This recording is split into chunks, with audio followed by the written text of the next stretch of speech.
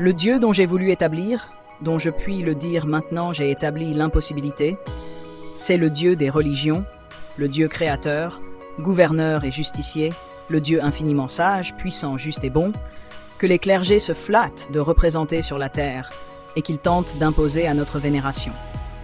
Il n'y a pas, il ne peut y avoir d'équivoque, c'est ce Dieu que je nie. Et si l'on veut discuter utilement, c'est ce Dieu qu'il faut défendre contre mes attaques.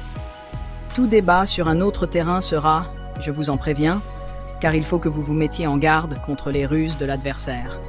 Tout débat sur un autre terrain sera une diversion et sera par surcroît la preuve que le Dieu des religions ne peut être défendu ni justifié. J'ai prouvé que comme créateur, il serait inadmissible, imparfait, inexplicable. J'ai établi que comme gouverneur, il serait inutile, impuissant, cruel, odieux, despotique. J'ai montré que comme justicier, il serait un magistrat indigne violant les règles essentielles de la plus élémentaire équité. Tel est pourtant le Dieu que depuis des temps immémoriaux on a enseigné, et que de nos jours encore on enseigne à une multitude d'enfants dans une foule de familles et d'écoles.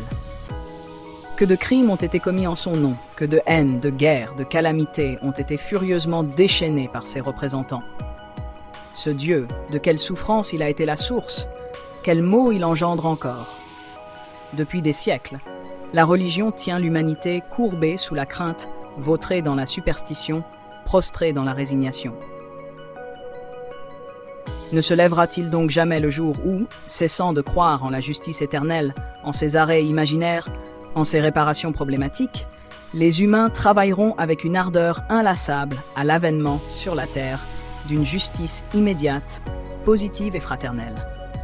Ne sonnera-t-elle donc jamais l'heure où, désabusés des consolations et des espoirs fallacieux que leur suggère la croyance en un paradis compensateur, les humains feront de notre planète un Éden d'abondance, de paix et de liberté, dont les portes seront fraternellement ouvertes à tous.